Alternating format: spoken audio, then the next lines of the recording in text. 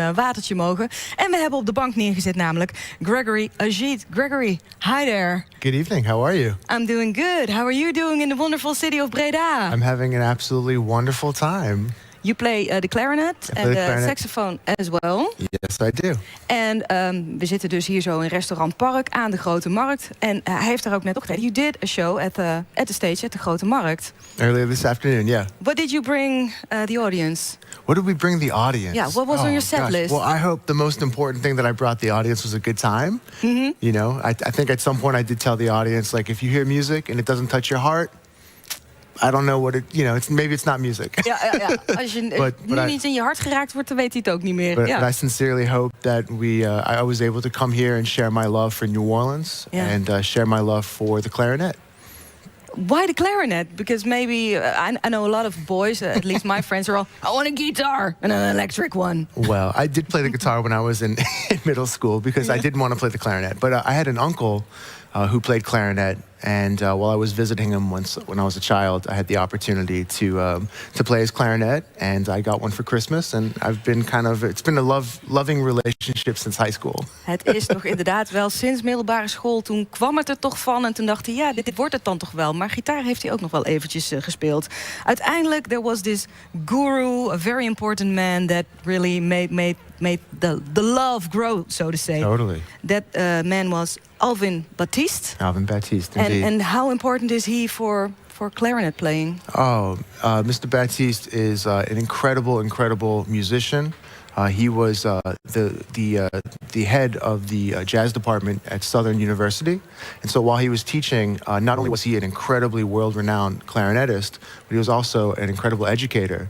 And he taught people like Wynton Marsalis, Branford Marsalis, Terence Blanchard, John Baptiste, and so many other people. So over 40 years, if you say, I hear some good clarinet music, probably he teach them, right? I mean, if you hear any good music, he probably taught them. I mean, Randy Jackson, so many incredible musicians. And for me, it was a true blessing in my life where I had the opportunity to work with the true master of my instrument and also a master educator. So that was forever one of the most important experiences of my life, and I'm forever grateful for that.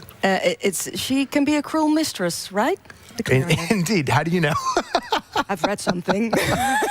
That's exactly what she is. As Mr. Baptiste told me once, when you play saxophone or another instrument, the clarinet will get jealous. Yeah. So, but you do play another instrument, and then we worked it out. Yeah. Okay. but still, you've mastered it after so many years, and you still feel sometimes it's a thin line between the saxophone and the. Yeah, you know the beautiful thing about music is that we always have an opportunity to get better, and it's at 36 years old. I'm still practicing every day, trying to just trying to become a better musician and a better clarinet player, and I really enjoy the journey. Yeah, but then you practice every day, and then maybe you want to get out of the mold because you also make your own records, you have your own quartets, and then you want to make new music. But I think there's so much legacy. How do you break the mold and try something new? Is that sometimes difficult? You know, I think right now it's more difficult just because of my schedule touring with Michael Bublé. So it's just a lot of my time is dedicated to being on the road. But honestly, when it comes to I just think of this music as a continuation. It's a continuum. Yeah. And it started with great musicians like Jelly Roll Morton, Louis Armstrong, Sidney Bechet, and, all up through Alvin Baptiste. And now we've been bestowed with the responsibility and the honor of, taking care of this music and also moving it forward. Yeah, and like how you say, taking care of it, but only being vintage, well, that's a dead-end street in the end, I think. Yeah. Yeah, and I think a lot of people put a lot of emphasis on creativity and doing something new. But I think that all things that have always been created have, it's all in the proven past. Value. Ja. Iets wat al is geweest, moet je nog zeker wel koesteren. Moet je niet alleen maar denken dat is oud, maar ook natuurlijk wel weer nieuwe stappen ondernemen. Maar niet altijd het oude ook weggooien. You played this afternoon and we recorded something. So are you up for it? Let's do it. Here we go.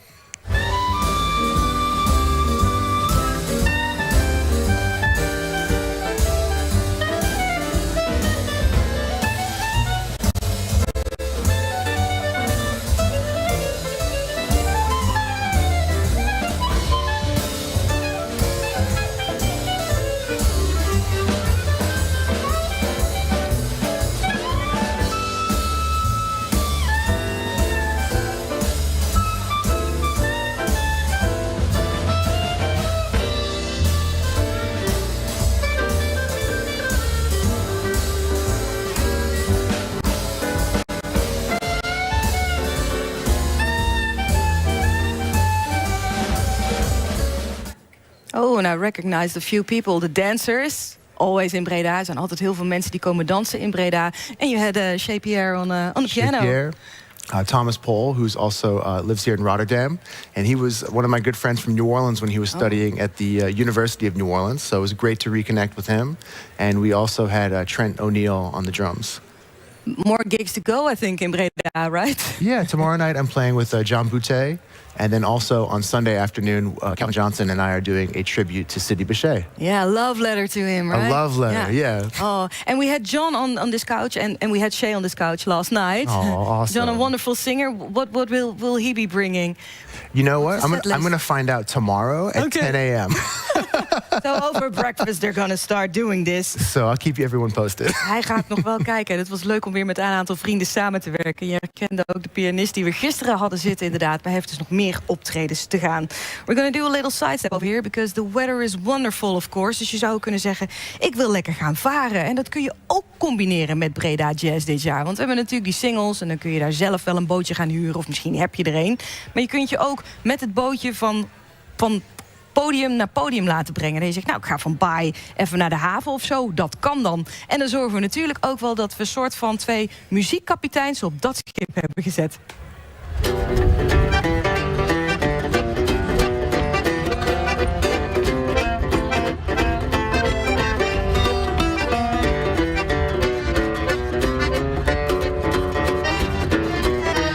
Ik vind het heel leuk. Gelukkig kunnen we zitten, want anders zouden we ons evenwicht beter moeten bewaren. Maar nee, daar hebben we nou geen last. Het gaat heel goed. Het is ook heel gezellig met de mensen die er zijn en zo. Ik vind het erg leuk om in de gracht te spelen. Dat heb ik eigenlijk... Ja, dat doe ik. Ik heb het wel vaker gedaan, maar nooit met het jazzfestival in Breda. Dat is wel een primeur.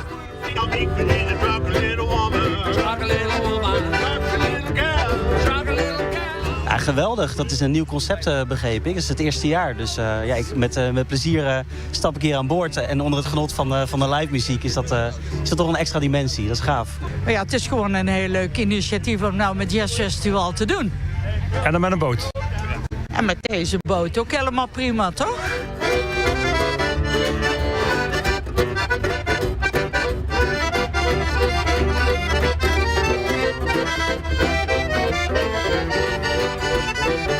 Die mensen, zo, dat gaat zo heen en weer. Hè. Ik ben nooit zo dat ik ga zitten nadenken over wat de mensen leuk gaan vinden. Ik denk gewoon voornamelijk wat wij leuk vinden. En dan hopen we dan de mensen daarin mee te krijgen. En dat lukt heel aardig. En dan heb je zo'n leuke wisselwerking.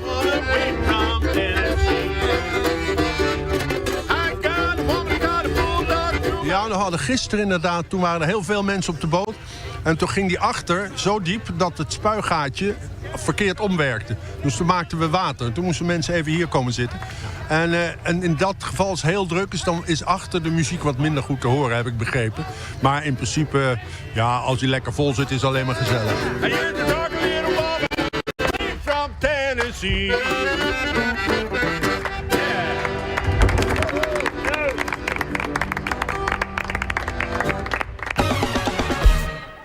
En dankjewel aan onze interviewmatroos. En dat is Franke van Delen voor het maken van dit item. En je kunt dus de komende dagen zelf ook nog meevaren als je dat leuk vindt. Hè. Dat is dus nieuw op deze Breda Jazz.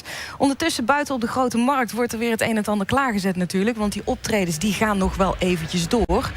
Dus dan kan het zijn dat er net even gesoundcheckt moet worden of iets veranderd moet worden. Maar je ziet beweging, je ziet een hoop mensen staan. Dus voor zometeen gaan mensen weer lekker verder. En je kunt zelfs tot 1 uur of 2, 3 nog door. Omdat de Graanbeurs ook een nieuw podium is wat meedoet namelijk.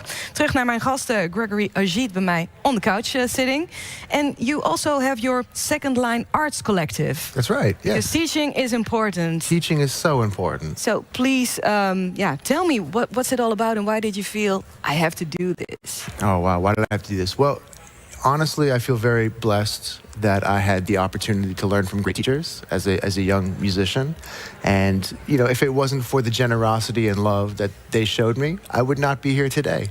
So I've been blessed in my career, having the opportunity to travel, play, and get better. And I feel Like I'm at the time in my life where it's also part of the process to give back. Pass on. To pass on, exactly. And, you know, in today's world, so many things have changed with social media, the internet, and it's important for the next generation of musicians to also be taught about not only the music, but also the business and just the ways of connecting with people that have changed in the industry. So Second Line Arts is an organization that is dedicated to teaching the next generation about music and also teaching the artist how to push their business forward. Ja, oké. So, make music is één ding. Dus hij zegt, wat wij eigenlijk met de Rock Academie hebben, dat je ook een soort ondernemer wordt in de muziek. Je vindt het belangrijk om de kennis niet alleen letterlijk van het spelen door te geven, maar ook hoe dat je natuurlijk je boterham kunt gaan verdienen in de muziek, zo gezegd. A few more gigs to go. How does it feel if Breda phoned you and said, for 2024, Gregory, will you come back? What would you say? Oh, I would love to come back. Oh, it's such a blessing to travel to Europe. It's really cool to it's my first time to Breda, and it's a truly a beautiful, beautiful city. And we got so lucky with the weather that I would jump at the opportunity to come back. And so please have me back. I'd love to be back. Vandaar